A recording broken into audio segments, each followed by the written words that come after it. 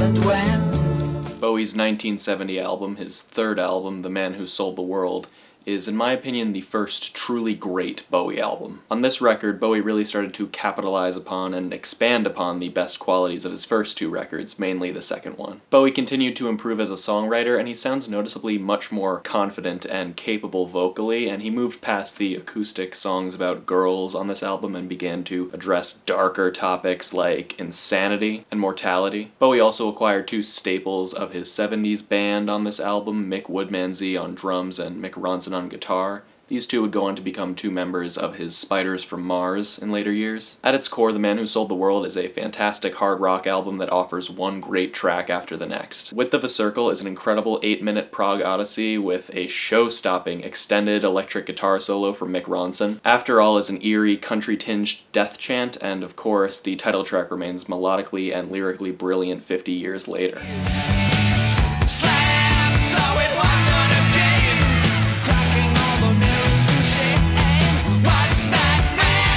Bowie's 1973 LP, Aladdin Sane, is perhaps the sleaziest and roughest album of his glam period. The rough-and-tumble, gritty rock sound that Bowie captured here just makes the album so entertaining. Not too much to say about this one, other than that it is another fantastic showcase for Bowie as a songwriter. There are just so many great tracks on here: Cracked Actor, Panic in Detroit. Watch That Man is one of my favorite openers to any Bowie album. The loud piano rock instrumentation and really expressive backup singers are just so wonderful on that track. On this album, Bowie just commanded so much swagger and charisma and sex appeal, it makes it easily one of Bowie's most enjoyable albums. I also have to mention the title track here, the song Aladdin Sane, which is a very nice ballad in its own right, but what really makes this song stand out is the stubbornly discordant and brilliant piano solo in the second half. This bit, along with a few other moments scattered throughout the record, serve as early signs of the avant-garde ventures that Bowie would be undertaking later in the decade. I am a DJ,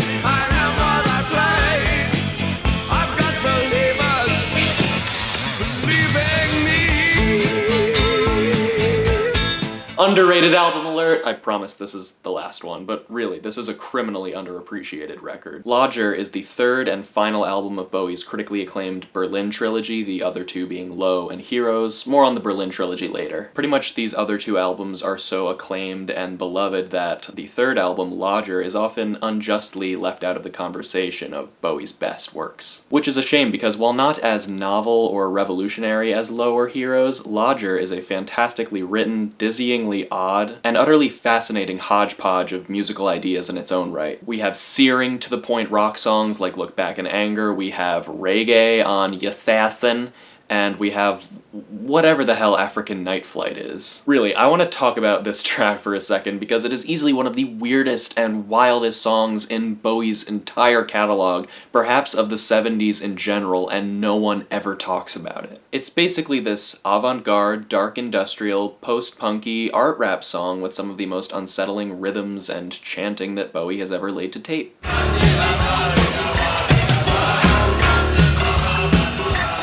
Gonna move for a month, that's a night fight, pushing my luck, go fly like a mad thing, gastric takeoff, skimming over rhino bone and slumberless things. Basically, he wrote the first Death Grip song in 1979.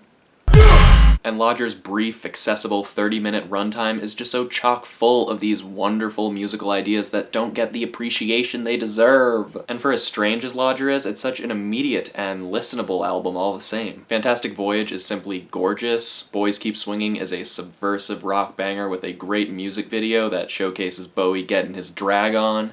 And I would argue that the song DJ has one of the catchiest choruses of any Bowie song ever. Ultimately, Lodger is a delightful, odd little rock album that had the misfortune of having to follow up some of the greatest art rock ever made. Time may change me, you can twist time. Strange fascination, fascinating me. Bowie's fourth album, Hunky Dory, is one of his most popular and widely successful albums ever. Now, I know that throughout this video I've been saying stuff like, oh, this is when Bowie really started to capitalize on his potential, and this is when he really came into his own as a songwriter. But believe me, this is essentially the cutoff of where Bowie went from becoming a great songwriter to one of the best songwriters of all time. because Hunky Dory is an exceptionally written folk rock and baroque pop album that features some of Bowie's most essential and beloved singles and deep cuts. Changes is an absolute classic, Oh You Pretty Things is a bop, and Quicksand is an incredible, beautiful ballad. In the second half of the album, Bowie takes some time to give credit to some of his greatest inspirations. Queen Bitch is a fantastic, dirty hard rock song that is drenched in Lou Reed and Velvet Underground influence. The folk-tinged Song for Bob Dylan is a song for Bob Dylan, and the odd experimental Andy Warhol is a tribute to Andy Warhol. Bowie was wearing his influences on his sleeves now more than ever, but at the same time, this is when he truly found his persona and his own unique voice as a songwriter. The album's true centerpiece, though, has to be the transcendent, extravagant Life on Mars. It's a god-awful small affair to the girl with the mousy hair. This song is a vivid, almost cinematic critique of modern society that is wrapped in some of the most lavish instrumentation ever to appear on a Bowie album. It's perhaps Bowie's best written song ever. It features one of the most memorable and dynamic chord progressions in all of pop music, and a very simple, elegant guitar solo. It's really a top 3 Bowie song, like, at least, and I would argue one of the best songs of all time. Ashes to ash and funk to funky. We know Major Tom's a junkie, strung out in heaven's high, hitting an all-time low. Scary Monsters and Super Creeps is, in my opinion, one of the best transitional albums in pop history. This album exists between two very contrasting periods of Bowie's career, between his deeply experimental work in the late 70s and his more commercial-leaning material in the 80s. And I think that with this album, Bowie kind of bridged the gap between these two worlds perfectly. Scary Monsters embraces the synthetic elements and grooves of 80s pop while maintaining the kind of weird edge that albums like Lodger had. And unlike Bowie's later 80s work, where he really kind of messed up this balancing act, the two styles blend together seamlessly on this album. Pop singles like Ashes to Ashes and Fashion are just as catchy and danceable as they are kind of unsettling and instrumentally unique, making this album an exemplary piece of art pop. The album's sound is super versatile. In one breath you have eccentric dance pop with slap bass, and in the next you have these crazy panoramic pop rock anthems like This song in particular is kind of the beating heart of the album. At its poppiest, there are acoustic-led jams like Up the Hill Backwards, and at its most extreme, there are these insane experimental rock ragers like It's No Game Part 1. This song benefits from one of Bowie's most frenzied vocal performances ever, and some killer guitar work from Robert Fripp of King Crimson. Fripp lays down some great tracks and solos on several songs here, including and the title track. Scary Monsters is not just an amazing transitional moment in terms of sound, but in terms of lyrics as well, as on this album, Bowie kind of wraps up a lot of the stories and characters from earlier in his discography. Most notably on the album's biggest single, Ashes to Ashes, where it is revealed that the Major Tom character from Space Oddity, a song that was released 11 years earlier, is a drug addict. Bowie takes a lot of the themes from his early work and kind of filters them through a much darker and more mature lens. They are adapted for all the experiences and trauma that Bowie had gone through and overcome since becoming a star. And speaking of drug addiction, Does my prophet in with your scheme of things? In the stage of grand illusion, you walked into my life out of my dreams. Station to Station, one of David Bowie's most critically acclaimed albums, and perhaps the one with the most turbulent backstory. During the creation of Station to Station, Bowie's fame had taken him to Los Angeles, where he fell into perhaps the most dangerous, drug-fueled downward spiral of his career. Bowie was depressed, paranoid, and terrified for his own well-being at the time. And somehow, amidst all that chaos, Bowie was able to channel all of those feelings into an album. This album. Over a period of 10 feverish days, Bowie and his band recorded the entirety of Station to Station on a diet of nothing but milk, red peppers, and a mountain of cocaine. at least according to legend. And despite not being sober for a lick of it, Station to Station came out as one of Bowie's most thoughtful, most well-performed, and all-around just greatest works. Across its 6 tracks, Bowie captures the terrifying exhilaration of his life at the time through these very poetic, lyrical vignettes set to a fantastic disco backdrop. It's like the Plastic Soul from his last album, Young Americans, but on, well, cocaine.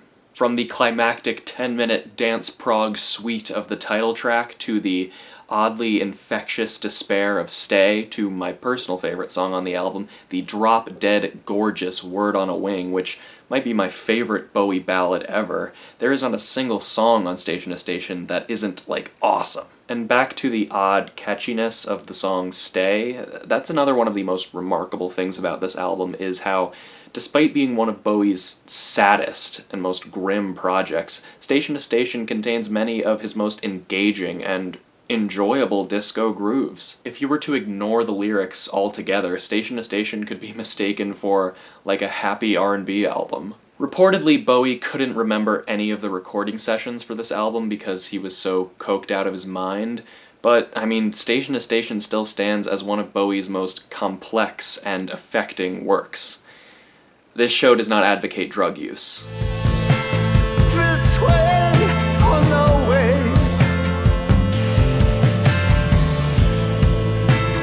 You know I'll be free. Black Star, Bowie's final album. This is a heavy one. Black Star came out on January 8th, 2016, Bowie's 69th birthday, and it was met with a lot of love from fans and critics alike. It was the weirdest thing that Bowie had unleashed onto the public in years, and one of the weirdest albums of his career, and it was filled with all of these themes of the occult and death. There's a brief grace period where fans and critics attempted to decipher and understand the cryptic lyrics of this new Bowie album, but then, on January 10th, 2 days after the album's release, news had come over that Bowie had passed away and that he had been battling cancer in secret for well over a year. And in the midst of this great loss and moment of sadness in the music world, Black Star now made sense. The dark, abstract lyrical content, the disturbing music videos, this all wasn't just Bowie musing about death, but literally coming to terms with his own mortality. He knew that he was dying going into the making of this album, and so he did what any rock star half his salt would do, and he turned his death into an amazing, one-of-a-kind art project. From a sonic standpoint, Black Star places a lot of emphasis on jazz and a lot of other non-rock, or at least not very traditional rock styles of music. Bowie and his band were apparently taking a lot of inspiration from Death Grips and Kendrick Lamar's To Pimp a Butterfly at the time, and it definitely comes through in the disorienting, harrowing combinations of sounds assembled on Black Star. And speaking of the band, the musicians that Bowie pulled together to play on this album are incredible. Donnie McCaslin's saxophone solos steal the show on a number of tracks, most notably 'Tis a Pity She Was a Whore and Lazarus. Bowie's age and condition do come through in his vocal performances, but they don't impede him from delivering some truly tear-jerking and powerful singing, especially on the song Lazarus, which seems to be Bowie addressing his life and his accomplishments from somewhere beyond the grave. Track for track for track, it is a truly amazing album that shows just how important context can be when understanding a piece of art. I think one of the most remarkable things about Black Star is how unafraid Bowie sounds. On the album's final song, titled I Can't Give Everything Away, Bowie sounds less afraid of dying and more regretful that he won't be able to share all of the art and music that he still wants to make with the rest of the world. But even though his musical journey did have to end, I'm glad he got a swan song as good as Black Star. It's really another masterpiece in a career full of them. There's a starman waiting in the sky.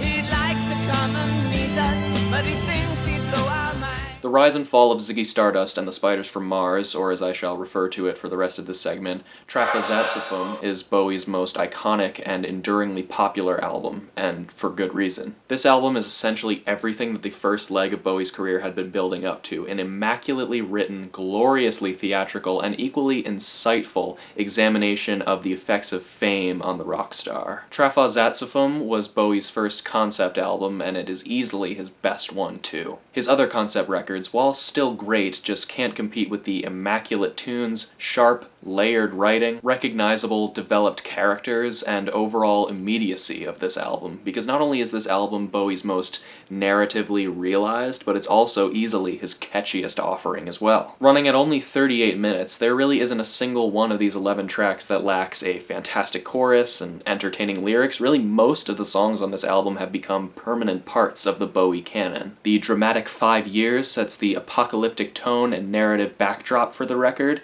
and it comes with a finishing crescendo that is worthy of, like, a Broadway play. Moon Age Daydream, Starman, and Ziggy Stardust are all undisputed classics with unmatched showmanship, and songs like Suffragette City kind of set the template for countless glam rock songs to come. With Trafazatsifum, Bowie nails the incredible balance of having this not only be his greatest achievement as a songwriter in terms of the consistency of the tunes and the writing, but also his greatest achievement as a storyteller and as a performer. There isn't really anything I can say about this album that hasn't already been said so many times before. It's an absolute glam rock masterpiece that's more or less flawless, and it's only my third favorite Bowie album.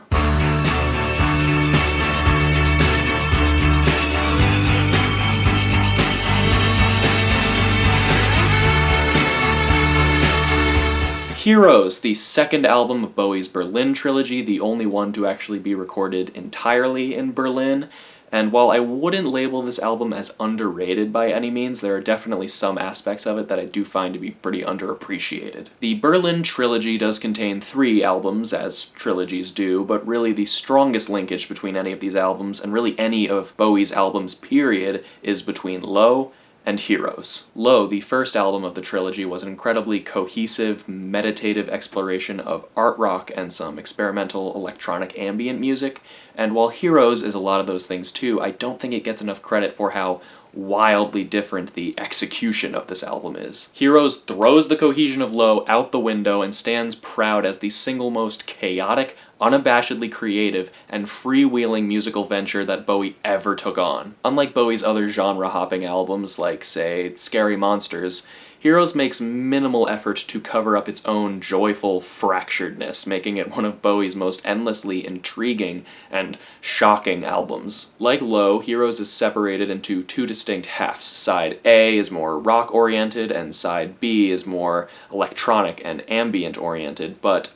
much unlike Low, there is much less middle ground and, like, gradient between these 2 different styles here. Whereas Low kind of eases into its moments, Heroes jumps gleefully over genre barriers with reckless abandon. The uproarious experimental rock of Beauty and the Beast, the enchanting stadium-sized pop of the title track, and the downtrodden experimental electronics of Sense of Doubt all stand shoulder to shoulder on this absolute thrill ride of an album. Of course, some credit is due to the collaborators that Bowie worked with on this album. Robert Fripp recorded all of his mind-blowing guitar parts in 1 day. Brian Eno and Bowie worked in tandem to expertly craft the ambient soundscapes on the album's second half. And Bowie's longtime producer Tony Visconti remained a perfect filter for Bowie's mad genius in the studio. And somehow, despite how much it shouldn't, Heroes just works. It's more or less an immaculate marriage of all of Bowie's idiosyncrasies. All of these styles and sounds and ideas are just barely held together by this album's mind-bending and innovative aesthetic. It perfectly and equally blends Bowie's inclinations towards pop and the avant-garde in a way that no other Bowie album quite does,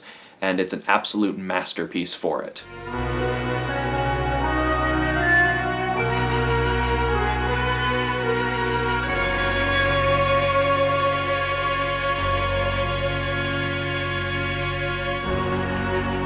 There was much deliberation between me and myself over whether Low or Heroes would ultimately top the list. To me, they've always been Bowie's twin masterpieces, and the two of them are deeply connected in a way that few pairs of albums are. They came out in the same year, they have like the same dynamic between sides A and B, and they were at least partially recorded in the same studio with the same producers. But in the end, I had to go with the first entry into Bowie's Berlin trilogy, Low.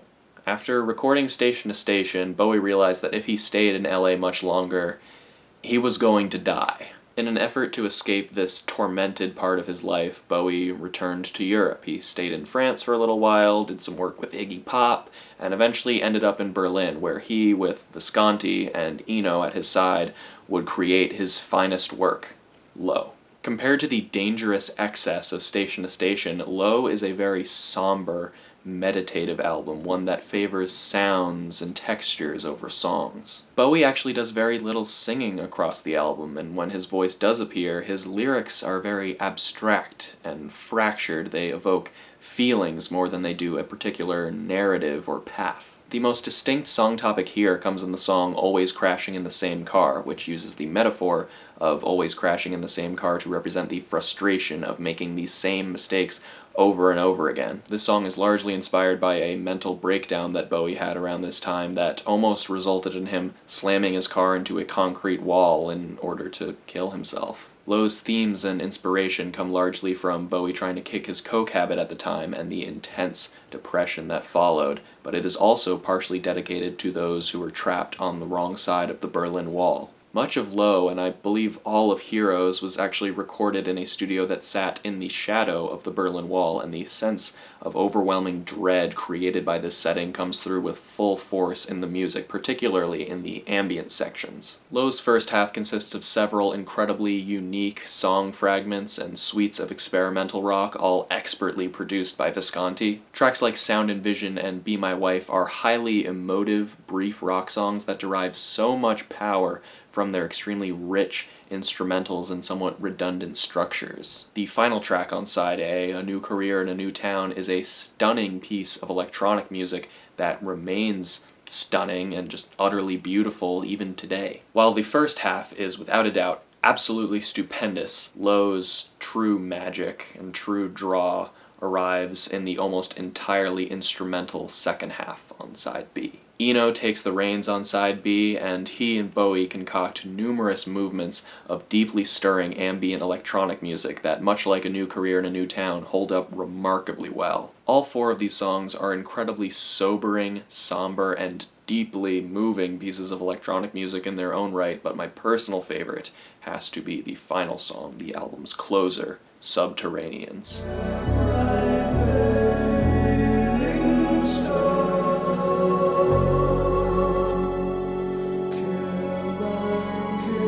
Subterraneans is a complex, layered, and deeply emotional ambient piece with strings, trippy reversed effects, gothic vocal harmonies, and a forlorn, tear-jerking saxophone solo towards the end performed by Bowie himself. It's one of the most moving pieces of music I've ever heard. It's made me cry, and it honestly boggles my mind that something that sounds like this came out in 1977. Low is far from Bowie's most immediate or catchy body of work. It's definitely one that leads itself to multiple repeated listens. You need to kind of let it suck you in a little bit. Few albums in music history manage to sound so fresh and new more than 40 years after their release, and Low is absolutely one of those albums. Even though it came out in the 70s, it still sounds so timeless and ahead of the curve. I also believe that Low is the most evocative, emotional, and deeply moving album in Bowie's entire discography. It really is a stunning, otherworldly piece of art. Not only is it my favorite Bowie album, but one of the greatest albums of all time. And that is the Bowie video. Thank you so much for watching if you've actually made it to the end. Seriously, this has gone on for a while. I plan to make more of these videos, but none of them will be as long as this one right here. Yeah, if you're new, make sure to like, comment, and subscribe. I really appreciate all the support. Thank you so much. This room I'm in is very hot. It's very late. I'm going to go to bed now. Thank you, love you, goodbye.